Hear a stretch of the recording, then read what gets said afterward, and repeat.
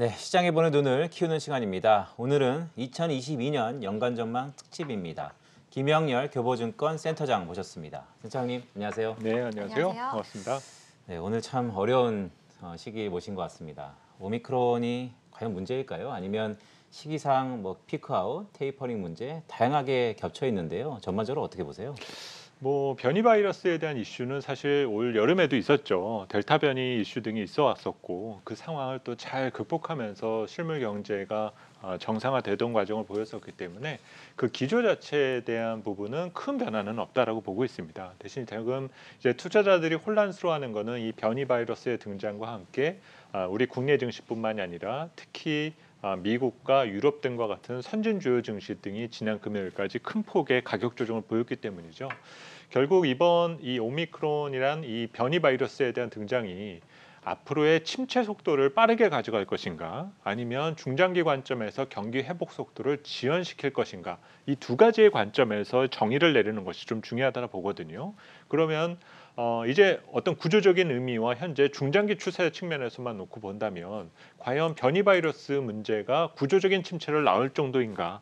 대신 과거 변이 바이러스의 등장 시점과 놓고 비교해서 본다라면은 어느 정도 백신 접종 속도도 이미 빨라져 있는 상태고 변이 바이러스에 대한 부분 등이 조금 당황스럽다 뿐이지 대처 불가능하다라고 볼 수는 없는 부분일 겁니다. 결국은 중장기 추세 관점에서 구조적인 문제를 야기하지 않는다는 점은 장기 악재로 우리가 정의 내릴 필요는 없는 부분이다라고 볼 수가 있고 대신 지금의 상황이 당장 올 연말 내년 초에 있을 수 있는 여러 실물 경제 영향에 선제적으로 반응할 수 있는 빌미를 제공하고 있다는 정도로는 해석해 볼 수 있을 것 같습니다. 네, 말씀 주셨던 것처럼 사실 리얼 비즈니스 사이클에서 보면 이전 델타 변이 바이러스도 그랬지만 공급망 이슈가 가장 화두일 것 같습니다. 실제 연말로 접어들면서 내년도에는 이 공급망이 해결될 거다. 따라서 자동차 반도체주가 좋을 거다라는 시각도 있었는데 어제 오늘 사이에 이런 시각이 다소 한번 두려움으로 바뀐 것 같아요. 전반적으로 공급망 이슈는 어떻게 보시나요? 공급망 이슈는 꼭 변이 바이러스 등장 유무를 떠나서 쉽게 해소되기가 쉽지 않은 문제라고 볼 수 있을 것 같은데요.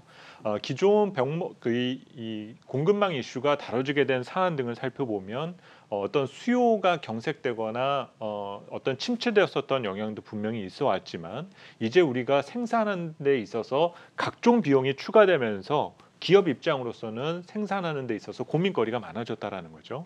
예전과 같은 경우는 경제가 좋아지면 소비가 탄탄하니 많이 만들어놔도 문제가 될 것이 없다라는 반응이었었는데 이제는 생산 시설을 정상적으로 가동하는 데 있어 상당히 많은 비용이 들게 된다는 것들을 인지하게 됐다는 거죠. 그러다 보니까 수지 타산이 안 맞게 되면은 당연히 공급량을 늘릴 수 없다라는 판단 등을 현재 글로벌 기업들은 하고 있는 상황인 겁니다.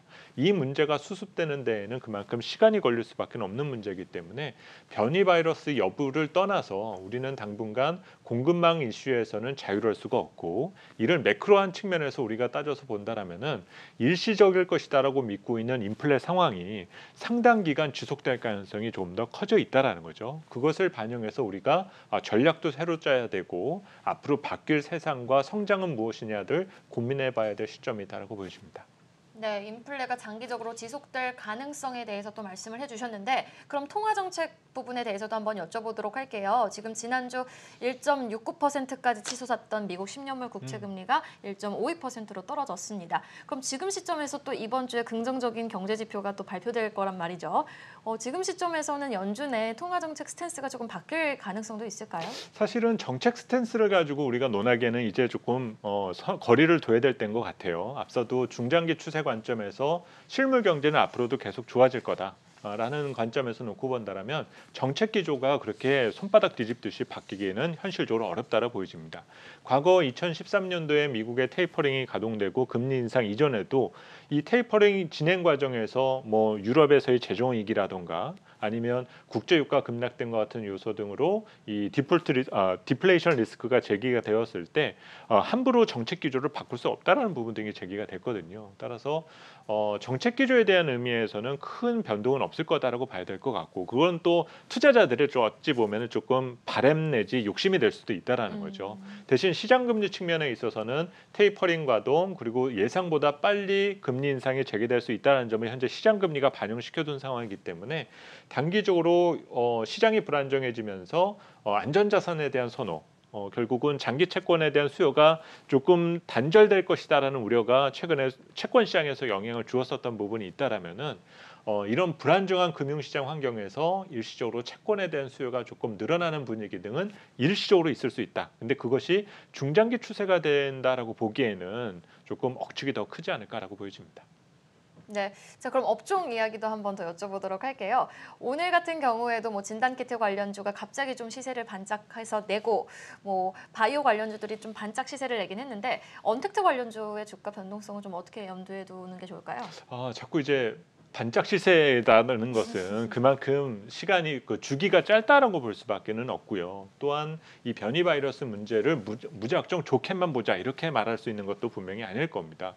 분명히 이 문제를 수습하기 위해서 과연 현재의 어떤 백신 정도만으로도 대처가 가능한 것인지 아니면 뭔가의 추가적인 개발이 필요한 것인가 아니면 인지적인 시장 개입이 필요한 시기냐라는 것들을 우리가 생각해 볼 필요가 있는데 가장 중요한 부분은 이제 기업들의 스토리라든지 펀더멘탈 부분 등을 진단하는 데 있어서 지금 우리가 점검해야 될 것은 올해의 결산 실적과 내년 1분기 실적을 어떻게 바라볼 거냐라는 점이죠. 특히 이번 변이 바이러스에 대한 등장 등으로 남은 4분기의 실적에 대한 부분에 악유가 붙는다라는 측면보다는 1분기 실적의 논쟁이 더 커지지 않을까라고 예상이 됩니다. 가장 큰 우려는 2022년 1분기 우리 상장 기업들의 실적은 이미 감익이 예고되어 있는 상태입니다. 결국은 주식시장 측면에서라든지 개별 주가 측면에서는 밸류의 논쟁이 거세질 수밖에 없는 상태라는 거거든요. 근데 이 과정에서 오미크론이란 이런 변이 바이러스에 대한 변수를 대입을 해서 여러 가지 시나리오로 우리가 이것이 맞다 저것이 맞다 얘기를 해봤자 아무런 의미가 없다라는 거죠. 오히려 1분기에 감익이 예상되는 부분 등을 우리가 어떤 판단을 내릴 것이며 지금의 이런 불안정한 매크로 상황에서도 이익 신장이 계속되는 분야는 오히려 승승장구할 가능성이 조금 더 커져 있다라는 거죠. 그런 의미에서 이번 변이 바이러스의 등장과 연말 장세에서는 1분기에 감익 가능성이 예상되는 산업과 기업들에 대한 가치 평가를 어떻게 내리는지 여부가 중요할 것 같고 현재로서는 2022년 1분기 계속 이익 신장세가 이어지고 있는 분야는 IT 그리고 경기 소비재 쪽이 가장 유력하게 현재 지금 다뤄지고 있다는 점도 참고해서 살펴보실 필요가 있을 것 같습니다. 네. 제 기억이 맞다면 교보증권이 여의도에서 가장 먼저 연간 전망 포럼을 한 걸로 기억나는데요. 네. 10월 한 15일 중순이었죠. 네, 그렇습니다. 네, 그만큼 내년도 시장을 조망하는 데 있어서 어떻게 보면 자신감을 필요하겠다라고 저는 기대하고 있는데요. 3천선을 유지하는 아니면 그거를 이겨내야 되는 세 가지 조건이 있었다 그러던데 어떤 건가요? 가장 중요한 것은 우리가 3,000포인트 시대를 오래 보내게 되었고 일부에서는 이것이 거품이다 아니다 여러 가지 논쟁이 있습니다. 그런데 3,000 시대를 6개월 정도 한번 살아보니까 가장 우리가 3,000선을 열게 되었었던 주역이 그동안 우리가 그렇게 믿고 기다렸었던 외국인 투자자들도 아닌 우리 국내 투자자들이 국내 자본과 국내 기업들의 성장성에 대해서 평가하고 투자했었던 것이 3,000 시대를 만들게 되었었던 계기가 되었다라는 거죠. 이 얘기는 다시 말해서 2022년도 이후로도 우리가 3,000선을 유지하는 데 있어서의 전제 조건은 국내 유동성과 수급 환경이 얼마나 탄탄하게 안정감을 유지해 줄 수 있느냐 이것이 가장 중요하다라 볼 수 있을 것 같고요. 현재 3,000선에 근접해 있는 현재 우리 국내 증시는 분명 저평가 매력은 없습니다. 문제는 싸야지만 살 수 있는 것은 분명히 아니다라는 거죠. 지금의 가치가 적정하다라는 평가를 받고 앞으로 더 비싸질 수 있는지를 우리가 진단하는 것이 가장 중요한데 그렇다면 결국 프리미엄 요소를 우리 기업들이 장착할 수 있느냐 못하느냐가 가장 중요한 부분이 될 것 같습니다. 요즘 상황을 보면 반도체를 둘러싼 여러 논쟁들 그리고 암묵적으로 이 중국이 한국에 대한 견제가 계속되어 가고 있다는 점들 이런 것들을 보게 되면 우리 기업들이 영업 활동하는 데 있어서는 불편함이 상당히 크죠. 이 얘기는 다시 말해서 우리 기업들이 마켓 지위를 유지할 수 있는 지배력을 그대로 유지할 수 있느냐 이것이 3,000선을 유지하는데 첫 번째 조건이 되지 않을까라고 보여지고요. 두 번째로는 지금 일부 하우스에서 조금 시장을 신중하게 보던 의견 중에 하나가 인플레가 강해지니까 수출 제조의 비중이 높은 우리 기업들이 아무래도 생산성이나 수익성이 조금 저하되지 않겠냐. 이것이 지금 화두로 다뤄지고 있는데 내년 초에 과연 우리 기업들이 수익성을 컨트롤할 수 있는 능력을 보여주는지 이것이 두 번째 조건이 될 것 같습니다.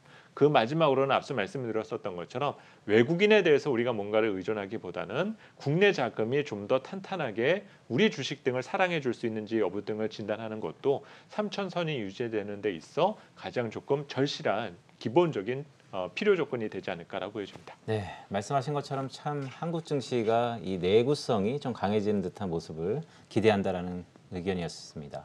마지막 좀 질문 드릴게요.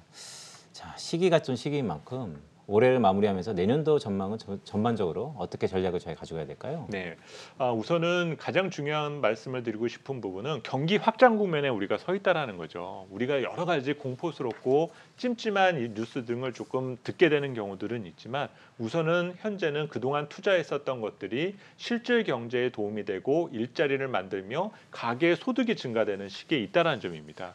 너무 부정적인 면만을 보시기보다 이렇게 사회가 바뀌어가고 있다는 점을 먼저 생각하신다라면 이번 변이 바이러스 등장 등과 같은 혼란스러운 시기에 또 다른 투자의 기회를 찾을 수 있는 그 계기를 마련하게 될 것 같고요. 지난해 1년 동안의 흐름과 같은 좀 순탄한, 좀 평이한 장세를 우리가 다시 한번 맞이하기는 쉽지는 않겠지만 여러 가지 어떤 역동적인 변화의 상황에서 다시 한 번의 투자의 기회가 생겨날 수 있다는 점을 인지해 두시고 대응하시는 부분 등이 앞으로의 바뀐 투자 환경에 조금 적절한 대응이 되지 않을까라고 보여집니다. 네, 무조건 부정적인 측면만 보지 말고 앞으로 일어날 변수에 대해서 미리 좀 대응해보는 게 좋겠다라는 말씀 해주셨습니다. 지금까지 교보증권 김영렬 리서치센터장과 함께했습니다. 오늘 말씀 고맙습니다. 네, 감사합니다.